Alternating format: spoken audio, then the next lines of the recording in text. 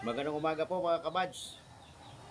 Ah, Isa naman mapagpalang umaga po. Araw po ngayon ng Tuesday. Nandito ako sa isang lugar ngayon, sa Tanay po ito. Sa kaikot-ikot ko, meron ako dito na abutan, nagtatayo siya ng bahay. Ngayon, hindi ko pala alam, pinsan ko ito. Pinsan ko ito. Isa lang pang lugar namin. So, dito siya nakatira sa maliit na kubo-kubo niya. Ayun. Ito, mga kabads. Ito po yung tinitirahan niya dito. Maliit po na kubo-kubo. Diyan po siya mga kabads nakatira. So, sabi ko, kausapin nga kita. At bakit ganun na nangyari sa'yo? Ito pala siya mga kabads. Iniwanan siya ng asawa niya. Yung asawa niya, 2 beses nag-asawa na daw. O sabi niya. Iniwanan siya pero ang anak nila 11. Pero ang iba may mga asawa na. Magandang umaga to. Hindi siya maganda na lang dahil mayroon ng magandang loob na tinayuan siya ng bahay. Binilhan siya ng yero, mga materyales. So ito po, sa awa ng Diyos, nag-atip na po siya. Ayun. So may kulang pa. Ayun, bumili pa ng ibang materyales. So ang kulang nito, sahig. Pero sabi niya, ipo-flooring na daw, ipo-flooring. Tapos, dingding. So salamat sa nag-sponsor, hindi pinababanggit ang pangalan. Parang tulong na lang sa kanya. Kasi ang mga anak niya nagtatrabaho. Okay naman kalagayan niya. Senior citizen na po ito siya. Senior citizen na. So siya doon, mayroon siya kaingin. Mayroon siya mga taniman na mga kamuting kahoy, kamuti, mga gulayin po. Marami siya doon sa taas.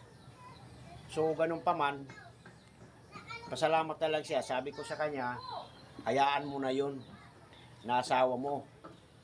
Balang araw, babalik din yon. Kasi hindi na po magkakaanak yun dahil may edad na. Ito, senior citizen na po ito siya. Pero ang gaganda ng mga anak niya, mga disiplinado po. At nakita ko naman nung isang araw, may mga dalaga na binata at saka may asawa yung... Ilang may asawa sa anak mo? 5. 5 ang may asawa sa anak niya.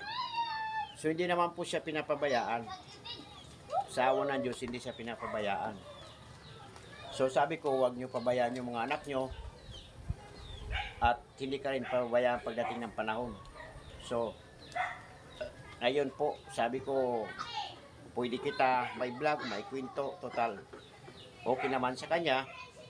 Sa awa ng Diyos, nakakaraos din. So, siya lang may isa, mabubuhay na siya. Kasi meron siya taniman doon, lawak doon sa taas. Mamaya ibablog ko po yung mga tanim niya doon kung ano-ano. So, salamat naman sa nag-sponsor sa kanya na hindi nagpabanggit ng pangalan.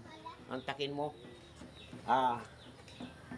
napakabait yung nag-sponsor kay Atod na tayuan siya ng bahay, lahat. So, ang sabi sa kanya, hayaan mo yung asawa mo at balang araw maaalala ka rin. Total, malalaki ng mga anak. Makakatulong din sa kanya yun. So, yun. So, pasalamat siya na mayroon tumulong. Ako, wala naman pa rin ako sapat na itutulong. So, okay naman daw kalagayan niya. Kaya sabi ko, laban lang tayo. So, yun. Bali, ito yung bahay niya. Malaki ito. Tapos sisimento niya yung baba. Kaya ayos ito, oh. Kasi dito lang siya nakatira, oh. Trapal lang, bukod tangi, trapal lang ang dingding. So mayroon siya dito mga kapitbahay, okay naman. Ayun po. Ayun. So mapresko po dito. Wala dito anuman mga yung usok ng sasakyan, wala dito. Wala dito pollution, wala po. Tahimik po itong lugar dito. At ilan lang po dito ang nakatira na kapitbahay niya. So sabi ko sa kanya, hayaan mo yung asawa mo. At kung kaya niya pa mag-asawa, pahanap buhay naman siya, nasa kanya yun. Pero sabi ko, wag. Kasi ang mga anak mo na lang asikasuhin mo. Di po ba? So yan. Ang pangalan niya ay si Romy. Romy ang pangalan niya mga kabads. Pinsan ko ito. Siya. So okay na, hindi naman siya humingi ng tulong. Hindi naman umano bagkos. Okay lang katawan niya. Malakas. At hindi naman siya pinabayaan ng mga anak niya. So sabi ko, salamat naman Lord. At kahit papano, yung mga anak, yun nga sinasabi ko, mahalin natin ang mga anak natin. Balang araw, sila naman sa atin ang magbabalos ba suporta o gaganti sa mga kabutihan natin sa atin mga anak. So salamat na hindi niya pinabayaan. At kahit nag-asawa ng iba yung asawa niya, yung mga anak niya hindi pa rin nagbago. Sabi ko nga sa mga anak niya, huwag kayo mag-iiba ng ugali ipakisama sa nanay nyo, sa mama nyo, dahil kahit anong mangyari, nanay nyo pa rin siya. Kahit hiwalay sila, magulang mo pa rin. Ganun lang yun.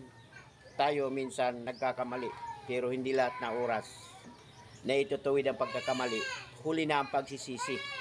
Di po ba? So salamat po kay Ato Romy na kapanayam ko po siya. So congrats, salamat sa sponsor sa bahay niya, maayos niya. So salamat sir, kung sino ka man, salamat na tinulungan mo si Romy, vlogger. Di po ba? So yung mga mag-sponsor sa akin, isa-iba na lang. Ito okay ng kalagayan nito. Wala akong problema. Kompleto materialis, kompleto lahat. Thank you Lord. Salamat. Pasalamatan mo Todd yung tumulong sa iyo. Huwag mo lang banggitin pangalan kasi ayaw mong pabanggit. Sabihin mo salamat. Salamat sa tumulong sa akin. Ayun, di ba? So muli hanggang dito na lamang po. Yun ang pinsan ko na iniwanan ng asawa, ang asawa niya. 2 beses po nag-asawa. Pero kung hindi matibay ang kanyang pananampalataya kay Lord, baka nakagawa siya nini maganda. Masama ang loob niya dahil ganun ang nangyari. Yung nag-asawa naman, yung inasawa, hindi man inisip makakasira po ng pamilya. Pero ganun pa man, si Lord na ang bahala sa kanya. So salamat naman at natanggap niya kung ano man. So mga kabads, hanggang dito na lamang po. Salamat po. Magandang umaga po, Kuya Bads Vlog. Please subscribe, pakipindit ng notification bell. Pindutin nyo yung all para updated kayo sa mga video ni Kuya Bads. Maraming salamat po.